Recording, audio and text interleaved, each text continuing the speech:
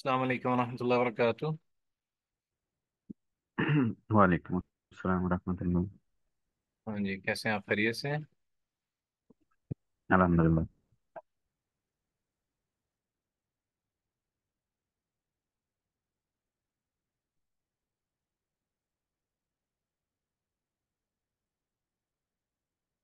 بسم اللہ الرحمن الرحیم، ان الحمد للہ والصلاة والسلام علی اشرف الانبیاء وعلی آلہ واصحابہ اجمعین، اما بعد۔ ہم نے جو کتاب الحج میں سے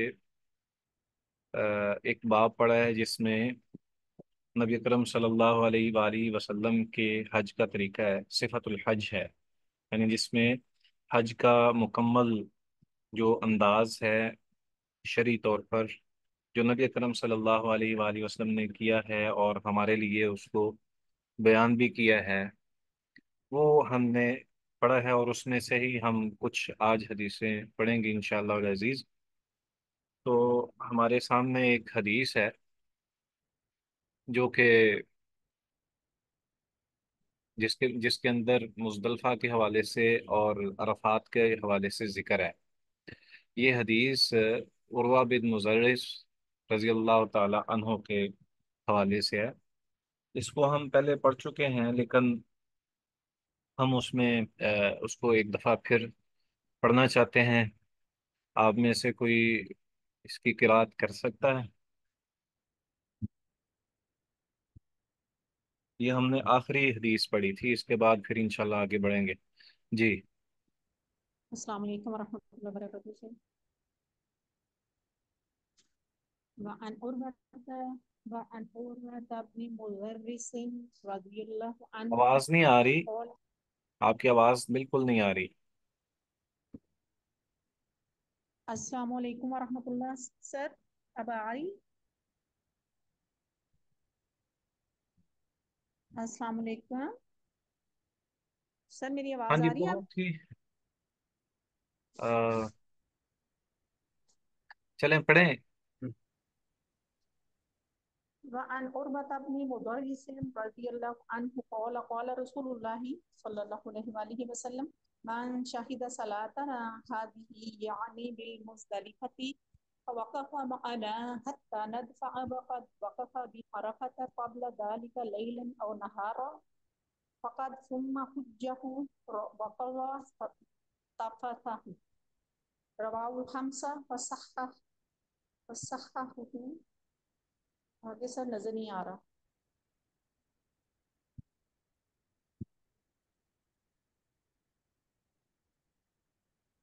سر، میں نے اس کی پڑھ دی ہے حدیث، آواز نہیں آئی؟ ایک تو آپ کی آواز جو ہے نا وہ بھی مجھے تو کوئی سمجھ نہیں آئی آپ نے پڑھا ہے یا نہیں، سر میں نے پڑھا لیکن ہے، اور پتہ نہیں پھر وہ کیا مسئلہ سگنل کا ایشو ہوگا، میں نے تو پڑھا ہے، دوبارہ پڑھ دوں؟ آپ میں سے کسی کو آواز آ رہی ہے؟ جی سر، ہمیں آ رہی ہے، مجھے آ رہی ہے۔ اچھا۔ میں پڑھ دوں سر؟ اگر آپ کو آواز میری آ رہی۔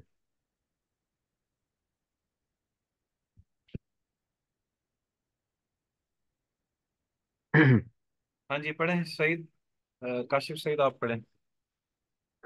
بسم اللہ الرحمن الرحیم۔ وعن عروة بن مدرس رضی اللہ عنہ قال قال رسول اللہ صلی اللہ علیہ وسلم من شاہد صلاتنا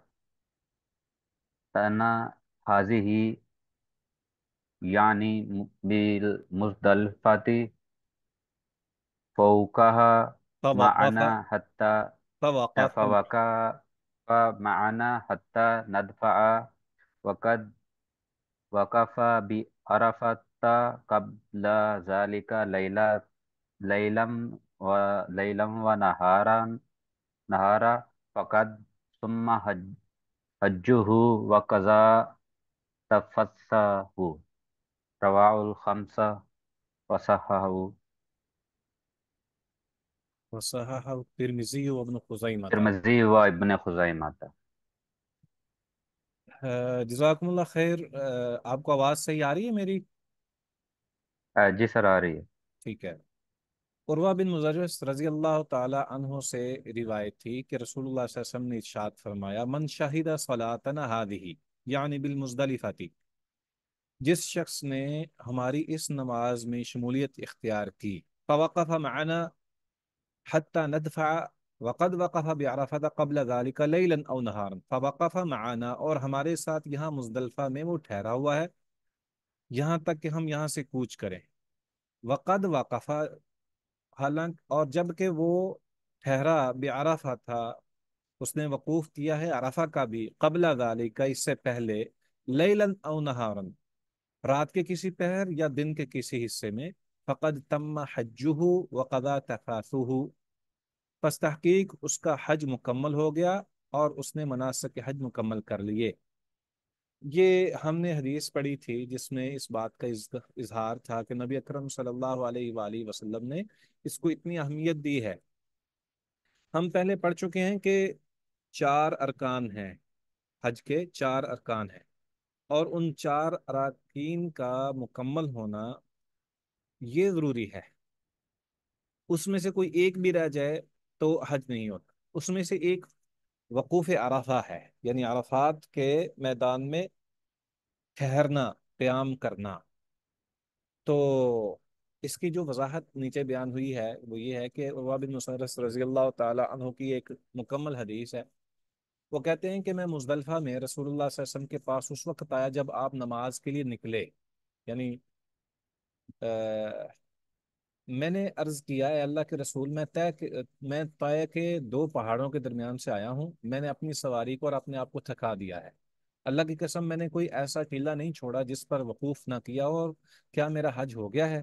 یہ سن کر رسول اللہ صلی اللہ علیہ وسلم نے ارشاد فرمایا کہ جس نے ہمارے ساتھ یہاں پہ قیام کیا اور پھر اس سے پہلے وہ عرفات کے اندر اس نے رات کے کسی پہر میں یا دن کے کسی حصے میں اس نے وقوف کیا ہے تو اس کا حج مکمل ہو گیا۔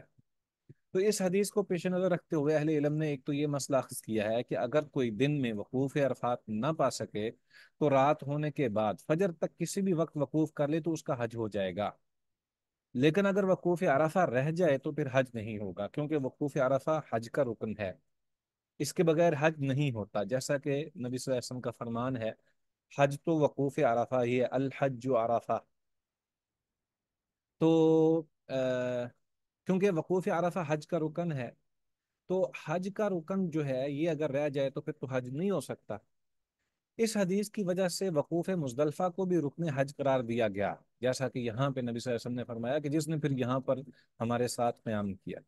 تو سیدنا عبداللہ ابن عباس ابن زبیر، یعنی عبداللہ ابن زبیر، امام نخعی رحمہ اللہ، امام شعبی، امام اوزائی، امام ابن رشد، امام ابن العربی، حماد بن ابی سلیمان، حسن بصری، امام علقمہ، امام داؤد ظاہری، اور ابو عبید، اور اسی طرح امام ابن جریر طبری اور امام ابن خزیمہ وغیرہ اسی کے قائل ہیں کہ مزدلفہ بھی رکن ہے۔ تاہم جمہور علماء کی رائے یہ ہے کہ مزدلفہ میں شب بصری رکن نہیں بلکہ واجب ہے، اور اگر یہ رہ جائے تو ایک قربانی اس کی کمی پوری کر دیتی ہے۔ اس موقف کے حامل علماء میں امام عطا، زہری، قتادہ، شافعی، احمد، اسحاق، ابو ثور، ثوری، اصحاب الرائے وغیرہ شامل۔ تو بعض اہل علم کی رائے یہ بھی ہے کہ مزدلفہ میں شب بصری نہیں بلکہ نماز فجر کی ادائیگی رکن ہے، اور اگر کوئی مزدلفہ میں امام کے ساتھ یہ نماز حاصل نہ کر سکے تو اسے دوبارہ حج کرنا ہوگا۔ امام ابن حزم ظاہری جو ہیں ان کا یہ موقف ہے۔ تو راجح بات یہی ہے کہ یہ ایک واجب ہے، جیسا کہ جمہور اہل علم کا، امام احمد ابن حنبل رحمہ اللہ، اور امام ابو حنیفہ اور ان کے پیروکاروں کا، امام شافعی رحمہ اللہ، اور اس طرح دیگر کئی علماء ہیں جن کا یہ موقف ہے کہ یہ واجب ہے۔ اگر یہ رہ جائے تو، اگر رہ جانے کے باوجود اگر ایک اس نے دم دے دیا پھر بھی وہ اس کا حج مکمل ہو جائے گا۔ ٹھیک ہے جی۔ تو یہ بات، اس سے یہ ثابت ہوتا ہے کہ اس کی اہمیت بہت زیادہ ہے، اور اس کی وجہ یہ حدیث ہے جو ہم نے اوپر پڑھی ہے، جس میں نبی صلی اللہ علیہ وآلہ وسلم نے واضح کیا ہے کہ پھر وہ ہماری اس نماز میں شامل ہو گیا، اس سے مراد فجر کی نماز ہے۔ جی پڑھیے.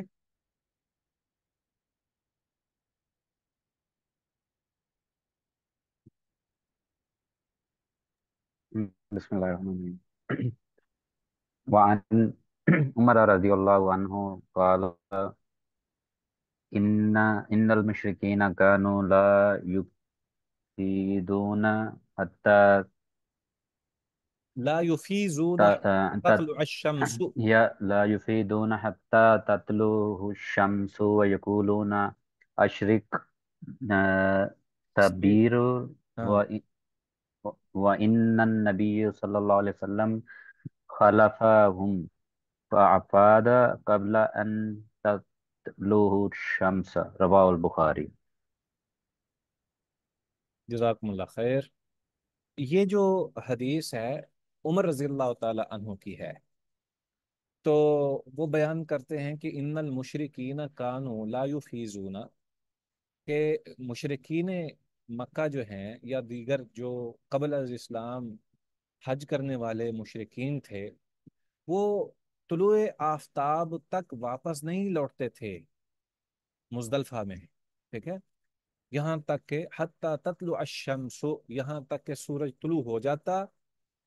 تو پھر وَيَقُولُونَ، اور وہ کہتے اشرق سبیر، کہ اے پہاڑ سبیر روشن ہو جا. وَإِنَّ النَّبِيَّ صلی اللہ علیہ وسلم خَالَفَهُمْ، لیکن نبی صلی اللہ علیہ وسلم نے کیا کیا ہے؟ ان کی مخالفت کی ہے کہ روشنی سفیدی ہو جائے، ابھی سورج نہ نکلے تو آپ وہاں سے آ جاتے تھے اور کنکریوں کے لیے نکل جاتے تھے، یعنی مزدلفہ چھوڑ دیتے تھے. تو ان النبی صلی اللہ علیہ وآلہ وسلم خالفہم فافاد قبل ان تطلع الشمس. چنانچہ نبی صلی اللہ علیہ وآلہ وسلم سورج طلوع ہونے سے پہلے ہی وہاں سے کوچ کر دیا کرتے تھے، لوٹ آتے تھے. رواہ البخاری. تو افادہ کا معنی یا افادہ کا معنی یہ ہے کہ لوٹنا. مراد یہ ہے کہ مشرکین 10 ذی الحجہ کی صبح کو مزدلفہ سے مینا کی جانب طلوع آفتاب کے بعد لوٹتے تھے. اشرق فعل امر کا صیغہ ہے.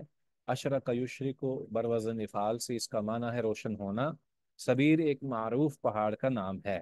اس حدیث سے معلوم ہوتا ہے کہ 10 ذی الحجہ کی صبح کو طلوع آفتاب سے پہلے ہی خوب روشنی ہو جانے پر مزدلفہ سے مینا کی جانب روانہ ہو جانا چاہیے. اہل علم کی اکثریت اسی پر ہی ہے، اسی کو ہی وہ اختیار کیے ہوئے ہے. اچھا یہاں پہ ایک بات ہم نے پڑھی ہے، اور وہ یہ کہ نبی صلی اللہ علیہ وآلہ وسلم مشرکین کی مخالفت کرتے تھے. اور یہ کہنے والا کون ہے؟ سیدنا عمر فاروق رضی اللہ تعالی عنہ. اور یہ معاملہ کیا ہے؟ یہ ایک ایسا عمل ہے جو کہ دینی اور شرعی حکم ہے، اور اس میں بھی انسان جو ہے وہ یعنی نبی صلی اللہ علیہ وآلہ وسلم بھی اللہ تعالیٰ کی طرف سے حکم کے بغیر کوئی عمل سر انجام نہیں دیا کرتے تھے. تو جب تک اجازت نہیں ہوتی تھی اللہ تعالیٰ کی طرف سے، تب تک نبی صلی اللہ علیہ وآلہ وسلم کوئی بھی شرعی عمل جو ہے وہ نہیں کیا کرتے تھے. لیکن یہاں پہ جو اس بات کا اظہار ہے کہ نبی صلی اللہ علیہ وسلم نے مشرکین کی مخالفت کی، یہ صرف یہی مقام نہیں ہے کہ جہاں نبی صلی اللہ علیہ وآلہ وسلم نے مخالفت کی ہے، بلکہ بہت سارے مقام ہیں. اچھا، میں آپ سے جو ذکر کرنا چاہوں گا وہ یہ ہے کہ ہم نے متعدد ایسے مواقع اور احوال پڑے ہوئے ہیں جن میں یہ بات ہے کہ نبی صلی اللہ علیہ وسلم نے مشرکین کی مخالفت کی ہے. کیا آپ کو یاد ہے؟ دوسری بات، آپ اس کو ایک دفعہ ذہن میں لائیں اور مجھے بتائیں کہ آپ سب نے کوئز وغیرہ کر لیا ہے؟ کوئی ہمارا اسٹوڈنٹ کوئز کے بغیر تو نہیں؟ ہر ایک نے کوئز جو ہے وہ مکمل کیا ہے اس کو کہ نہیں؟ یا کوئی ایسا اسٹوڈنٹ ہو جس کے علم میں نہ ہو کہ کوئز ہے کہ نہیں؟ جی جی السلام سر کر علیکم. لیا کوئی. تو نہیں علم تھا کہ کوئی اس کا آپ نے اپلوڈ کیا ہوا ہے حدیث کا؟ جی کوئی ایسا اسٹوڈنٹ تو نہیں ہے نا جس کو علم نہ ہو؟ یہ اہم ترین مسئلہ ہے. चलें। सर मुझे इल्म नहीं था। हम्म। चलें। सर मेरी आवाज आ रही है आपको? जी जी, आपकी आवाज़ आ गई है, अब पहुंच गई है। जी सर, मुझे इल्म नहीं था कि कोई इसका अपलोड किया हुआ है आपने। चलें देख लें, अब फौरन उसको ना हल करें। मेरा ख्याल है वक्त भी शायद यही आजकल का ही है, जो लास्ट डे है आज, शायद शायद आज 12 बजे तक था का टाइम, वल्लाहु आलम। सर कल फिर तक का। काइंडली इसको एक्सटेंड कर दें, मुझे तो बिल्कुल इल्म नहीं था। जो गुजर गया है वो दिन गुजर गया है, वहां तक था टाइम, या आज रात का है, या कल है? सही, काशिफ सही। सर फर्स्ट तक है, मैंने टाइम एग्जैक्ट नहीं देखा है कि क्या था, लेकिन 1 सितंबर तक है। जी ठीक है, तो आपके पास एक दिन है, आप उसको जरूर कर लीजिए। ठीक है जी, जजाकुमुल्लाह। सर मुश्किल होगा, इसमें तैयारी भी ज़्यादा करनी है, तो आप फाइनली एक दो दिन एक्सटेंड कर दें उसमें, क्योंकि कल भी क्लास होनी है हमारी, तो फिर मुश्किल हो जाएगा। कल फर्स्ट है। हम्म। चलें, जी देखते हैं, आप कोशिश कीजिए तैयारी करके, अगर आप ना कर सकें तो फिर इंशाल्लाह कोशिश करूंगा मैं उसकी डेट जो है उसको एक्सटेंड कर लूँ, ठीक है? तो हम असल सवाल की तरफ आए अब। मैंने आपसे ये पूछा था कि हमने मुतअद्दिद ऐसे मुकामात या अहवाल नबी सल्लल्लाहु अलैहि वसल्लम की सीरत से और आपके हुक्म अहकाम से, शरीयत से हमने जाने हैं जिसमें मुखालफत का जिक्र मौजूद है, कि नबी सल्लल्लाहु अलैहि वसल्लम ने मुशरिकीन की या कुफार की मुखालफत की है, यह हुक्म ही दिया है कि इसकी मुखालफत करो। क्या आपको कुछ चीज़ें याद हैं जिनमें मुखालफत का हुक्म दिया गया है?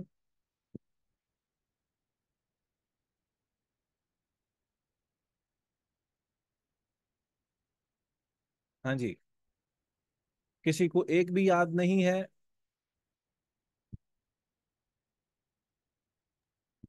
सर, एक तो यहूद की मुखालफत का है कि योम आशूर का रोज़ा जो है वो, जी ठीक उसकी हो गया। मुखालफत करके 9 और 10 का रोज़ा जो है वो रखा जाए। ठीक है। और देखें, आप पढ़ चुके हैं, किताबुस सलात में भी पढ़ चुके हैं, किताबुल अजान में भी ह- पढ़ चुके हैं। अब देख, आज अब बताएं।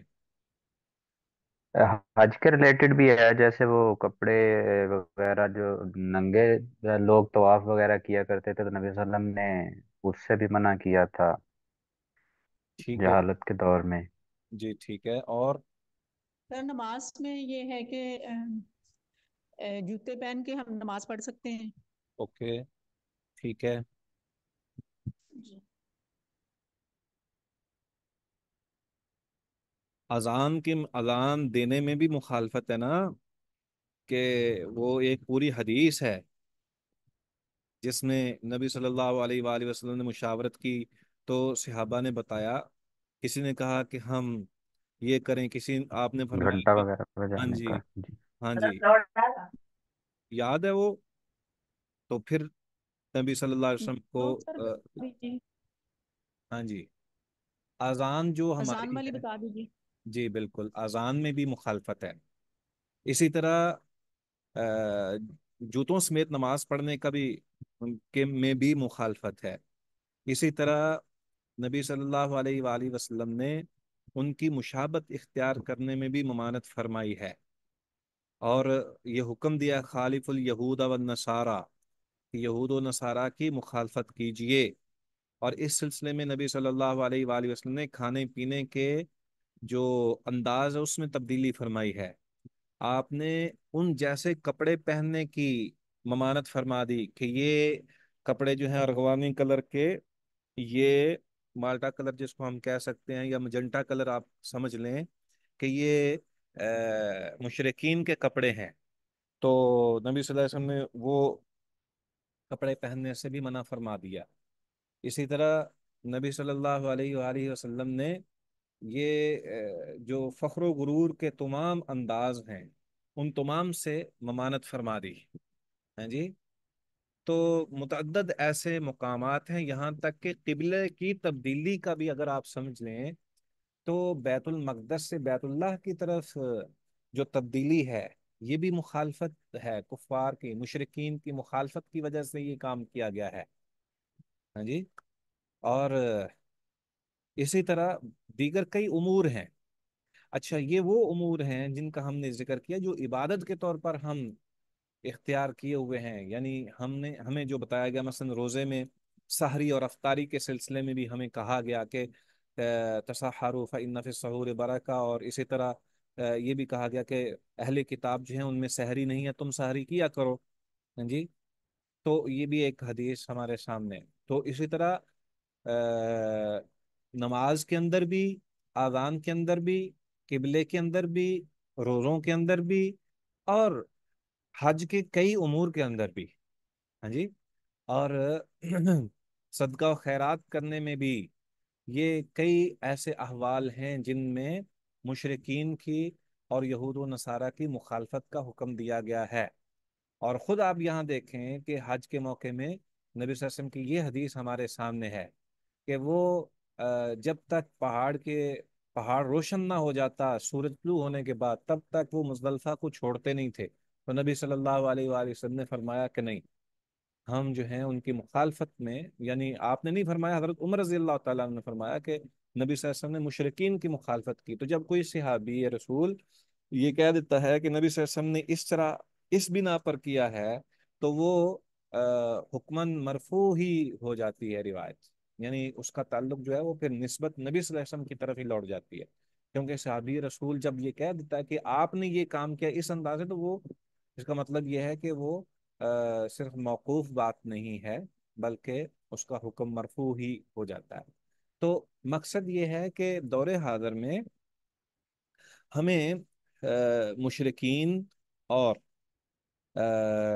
کفار کے ساتھ، اہل کتاب بالخصوص، ان کے ساتھ ان کی مخالفت کرنی ہے، نہ کہ ان کی مطابقت کرنی ہے اور ان کی موافقت کرنی ہے۔ اس میں سے چند ایک چیزیں میں آپ کو بتا دیتا ہوں۔ مثال کے طور پر نبی صلی اللہ علیہ وآلہ وسلم کے بارے میں آتا ہے کہ یہ سیرت کی روایات میں کہ پہلے آپ صلی اللہ علیہ وسلم نے اپنے سر کے بال جو ہیں وہ ایک طرف سے مانگ نکالی، تو پھر جب دیکھا کہ یہ عیسائیوں کا کام ہے تو آپ نے درمیان سے مانگ نکالی۔ اسی طرح نبی صلی اللہ علیہ وسلم نے سونے اور چاندی کے برتنوں میں کھانے سے ممانت اس بنا پر فرمایا کہ یہ اہل کتاب کا یہ طریقہ ہے۔ اسی طرح نبی صلی اللہ علیہ وسلم نے کرسی پر بیٹھنے کے حوالے سے یہ ذکر کیا کہ یہ تو ان کا کام ہے، اہل کتاب اس طرح کام کرتے ہیں، کیسر و کسرا کا یہ کام ہے، اور نبی صلی اللہ علیہ وسلم نے اس طرح زمین پر بیٹھ کر جو ہے وہ کھانے کا اہتمام فرمایا۔ اسی طرح دیگر کئی ایسے امر ہیں جیسا کہ آپ علیہ الصلوۃ والسلام کی کچھ خاص سنتیں، جیسے مسواک ہے، جیسے وضو ہے، ہاں جی، اور یہ چند ایک چیزیں ہیں جو کہ خصوصیت کے اعتبار سے امت محمدیہ کے لیے ہیں۔ تو ہمیں بھی اپنے کپڑوں میں، یعنی اپنے پہناوے میں، ہمیں جو نبوی انداز ہے اور اسلامی ایک تہذیب ہے اس کو اختیار کرنا چاہیے، اسے اختیار کرنا چاہیے۔ اور اسی طرح صرف پہناوے میں ہی نہیں، بلکہ ہماری چال ڈھال میں، اور ہمارے گھریلو معاملات اور معاشرتی مسائل میں، اور ہمارے رشتہ داری کے ایک دوسرے کے ساتھ تعلقات میں، یہ بھی ایک، جیسے کہ ہمیں جو بتایا گیا یہ امت محمدیہ کے لیے خاص ہے، اہل کتاب سے ہٹ کر، کہ ہم السلام علیکم کے ساتھ ایک تبریک پیش کرتے ہیں، ہدیہ تبریک پیش کرتے ہیں، جبکہ اہل کتاب کے ہاں یہ چیز نہیں ہے۔ تو یہ خصوصیت ہمارے ہاں ہے۔ آج کل لوگ جو ہیں وہ اس کو صباح النور کے نام سے، یا اس طرح گڈ مارننگ، گڈ آفٹر نون، اور ایون گڈ ایوننگ وغیرہ، اور اس طرح کے دیگر کئی الفاظ چنے ہوئے وہ بیان کر دیتے ہیں۔ تو یہ مشرقین کی یا اہل کتاب کی معاشرت کو اختیار کرنا، اسلام کو چھوڑ کر، یہ در حقیقت اسلامی انداز نہیں ہے، اور اسلامی جو مقاصد ہیں اس کا اس کا اعتبار نہیں ہوتا اس سے۔ تو ہمیں ہر صورت میں اسلامی تہذیب، اس کا تمدن، اور اس کا جو ایک رہن سہن کا سلیقہ ہے وہ اختیار کرنا چاہیے۔ اور اسی بنا پر اللہ تبارک و تعالیٰ نے قرآن مجید میں اس بات کا ذکر فرمایا ہے، لَقَدْ كَانَ لَكُمْ فِي رَسُولِ اللَّهِ أُسْوَةٌ حَسَنَةٌ۔ یہ اسوہ جو ہے، یہ فرامین کے حوالے سے الگ حکم دے دیا کہ نبی صلی اللہ علیہ وسلم کے فرمان کی اطاعت کرو، یا عمل کے حوالے سے کہہ دیا کہ اتباع کرو، لیکن جو ایک انداز ہے نا اس کے لیے اسوہ حسنہ کو اختیار کرنے کا حکم دیا گیا، اور وہ نبوی سلیقہ ہے جس کو ہم ہر صورت میں اپنے گھروں کے اندر اور اپنی ذات پر اپلائی کریں، کہ ہم وہ انداز، وہ پہناوے، وہ بات چیت کا سٹائل اور گھروں کے اندر معاشرت کا جو سلسلہ ہے اس کو ہم اپنے نبوی انداز کے ساتھ ہی لے کر چلیں، تاکہ ہمارے لیے یہ ضروری ہو جائے۔ نبی صلی اللہ علیہ وسلم نے ہمیشہ مخالفت کی ہے، اور ہمیں بھی حکم دیا ہے خالف الیہود والنصارى، اور اسی طرح یہ بھی حکم دیا ہے کہ مشرقین کی آگ سے آگ مت جلاؤ، کیونکہ اور اسی طرح آپ نے شاید سیرت کے اندر بھی یہ پڑھا ہو کہ آپ صلی اللہ علیہ وسلم کی خدمت میں مشرق جب حاضر ہوا دو مواقع پر، اور اس نے کہا کہ اللہ کے نبی میں آپ کے ساتھ جانا چاہتا ہوں، ایک غزوہ مریسی کے موقع پر ایک مشرق آیا تھا، اور ایک غزوہ احد کے موقع پر، تو آپ صلی اللہ علیہ وسلم نے اس کو یہ پوچھا تھا کہ کیا تم اللہ اور اس کے رسول پر ایمان لاتے ہو؟ تو اس نے کہا نہیں، تو آپ نے فرمایا کہ میں مشرقین سے یا مشرق سے میں مدد نہیں مانگتا، یعنی مجھے مشرق کی مدد کی ضرورت نہیں ہے، ٹھیک ہے جی۔ تو یہ ایک بڑا خاص عمل ہے کہ انسان جو ہے وہ اسلامی جو تہذیب اور تمدن ہے اس کو اختیار کیا کر کے رکھے، ٹھیک ہے جی۔ جی، یہ حدیث ہے آگے عبداللہ بن مسعود رضی اللہ تعالی عنہ کی، اس کو دیکھیں، بلکہ اس سے اوپر ابن عباس رضی اللہ تعالیٰ عنہ کی حدیث ہے۔ جی پڑھیے آپ میں سے کسی نے پڑھنا ہے؟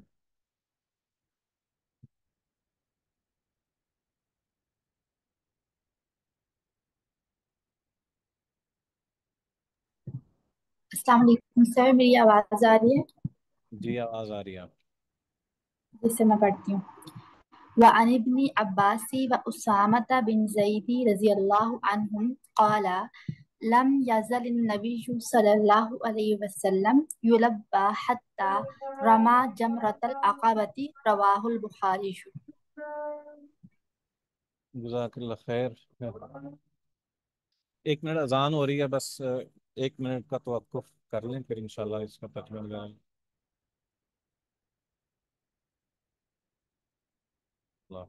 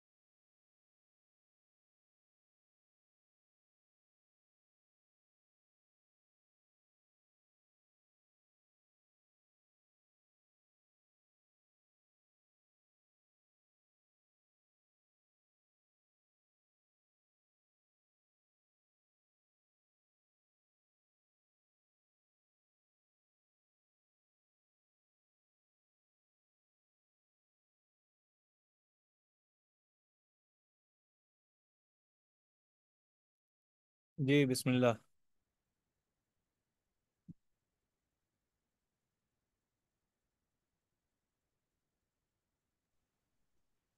وعن ابن عباس وأسامة بن زيد رضي الله عنهم قال لم يزل النبي صلى الله عليه وسلم يلبى حتى رمى جمرة العقبة رواه البخاري. جزاک اللہ خیر.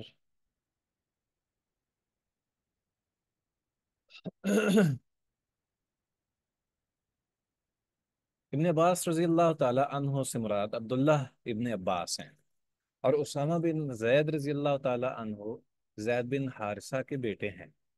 یہ نبی صلی اللہ علیہ وسلم کو بہت ہی پیارے تھے، اور یہ دونوں تقریباً ہم عمر ہونے کی وجہ سے نبی صلی اللہ علیہ وسلم کی خدمت میں حاضر رہتے تھے. اور ایک تو نبی صلی اللہ علیہ وسلم کے کزن ہوئے، اور ایک زید رضی اللہ تعالیٰ عنہ کے بیٹے ہونے کے حوالے سے محبوب ترین تھے. نبی صلی اللہ علیہ وسلم کو یہ بہت پیارے تھے. تو نبی صلی اللہ علیہ وآلہ وسلم کے بارے میں یہ کہتے ہیں، وہ کہتے ہیں عن ابن عباس و اسامہ بن زید رضی اللہ عنہم قالا، دونوں نے کہا لم یزل النبی صلی اللہ علیہ وآلہ وسلم یلبی حتی رمى جمرۃ العقبہ. نبی صلی اللہ علیہ وآلہ وسلم تلبیہ کہتے رہے یہاں تک کہ آپ نے جمرہ عقبہ کو رمی کر دی. رواہ البخاری. یہ رمی سے مراد کنکریاں مارنا ہے. یہ پہلے ہم اس کا ذکر کر چکے ہیں کہ جس دن 10 ذی الحجہ ہے، 10 ذی الحجہ جب تک آپ کنکریاں نہیں مار لیتے تب تک آپ تلبیہ پڑھتے رہیں گے. جیسے ہی آپ اپنی کنکریاں مکمل کر لیں گے تو پھر اس کے بعد آپ نے تکبیرات شروع کر دینی ہیں، جو کہ عید کے موقع پر تکبیرات پڑھی جاتی ہیں، وہ معمول کے مطابق ہم پڑھتے جائیں گے. تو اس حدیث میں یہ ثابت ہوتا ہے کہ نبی صلی اللہ علیہ وآلہ وسلم نے جیسے ہی کنکریاں ماری اس کے بعد تلبیہ کو ختم کر دیا. اور امام احمد کا موقف یہ ہے کہ جس وقت آخری کنکری مارنی ہے اس موقع پر جو ہے وہ تلبیہ وہاں سے ختم ہوگا، جبکہ کنکری مارتے ہوئے بھی اللہ اکبر کہنا ہے، اس موقع پر تلبیہ نہیں پکارنا. تو جیسے ہم نیچے شرح میں بھی پڑھ رہے ہیں کہ ثم قطع تلبیۃ مع آخر حصات، آپ نے آخری کنکری پھینکنے کے ساتھ ہی تلبیہ ختم کر دیا. ہاں جی. وعن عبد الله بن مسعود رضي الله عنه أنه جعل البيت عن يساره ومنا عن ومن يمينه ومن ورمى يمینہ.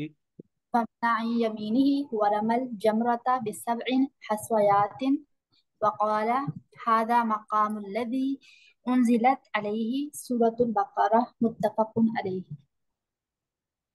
اللہ اکبر. یہ حدیث بہت ہی اہمیت کی حامل ہے، اور وہ یہ ہے کہ دیکھیں صحابی رسول نے نبی صلی اللہ علیہ وآلہ وسلم کی کنکریوں کا پہلے ذکر کیا تھا کہ آپ کی کنکریاں کیسی تھیں، پھر یہ بتایا کہ تلبیہ کب ختم کیا، پھر یہ بتایا کہ تلبیہ ختم ہونے کے بعد آپ صلی اللہ علیہ وسلم کی یہ جو جیسے وہ کنکری ماری تو آپ کا جو چہرہ ہے وہ کس طرح تھا، آپ کا دایاں پہلو کس جانب تھا، بایاں پہلو کس جانب تھا. اس حدیث میں یہ اس بات کا ذکر ہے. عبداللہ بن مسعود رضی اللہ تعالی عنہ صاحب السواک ہیں. یہ نبی صلی اللہ علیہ وآلہ وسلم کی مسواک اور وضو کے پانی کو اٹھانے والے بہت ہی عظیم الشان صحابی ہیں. یہ آپ صلی اللہ علیہ وسلم کے ساتھ ساتھ رہا کرتے تھے، اور یہ قرآن کے بہت بڑے قاری تھے. آپ علیہ الصلوۃ والسلام نے ان کی شان بیان کی ہے کہ عبداللہ بن مسعود جیسا قرآن پڑھو. تو انہ جعل البیت عن یسارہ ومنا عن یمینہ، انہوں نے کنکریاں مارتے ہوئے بیت اللہ کو اپنے بائیں جانب اور مینا کو اپنی دائیں جانب رکھا، اور ورمى الجمرۃ بسبع حصیات، اور جمرے کو انہوں نے 7 کنکریاں ماری. وقالا، اور کہا هذا مقام الذي انزلت علیہ سورۃ البقرہ، متفق علیہ، کہ یہ وہ جگہ ہے، یہ وہ مقام ہے جہاں پر سورہ بقرہ نازل ہوئی. تو نبی اکرم صلی اللہ علیہ وآلہ وسلم کے اوپر جو سورہ بقرہ نازل ہوئی ہے وہ ظاہر ہے ساری صورت ایک ہی دفعہ نازل نہیں ہوئی، مختلف مواقع پر نازل ہوتی رہی ہیں اس کی کچھ آیات. لیکن اس موقع پر بھی کیونکہ عبداللہ بن مسعود رضی اللہ تعالی عنہ قرآن مجید کے شان نزول کے حوالے سے سب سے زیادہ جاننے والے تھے، اسی طرح جیسے سیدنا علی رضی اللہ تعالیٰ عنہ، ابی بن کعب رضی اللہ تعالیٰ عنہ اور دیگر، عبداللہ ابن عباس، یہ یہ وہ صحابہ ہیں جن کے بارے میں جیسے ابو موسیٰ اشعری ہیں، یہ وہ صحابہ ہیں جو کہ قرآن کے قراء تھے اور بہت بڑے عالم تھے قرآن کے صحابہ میں سے۔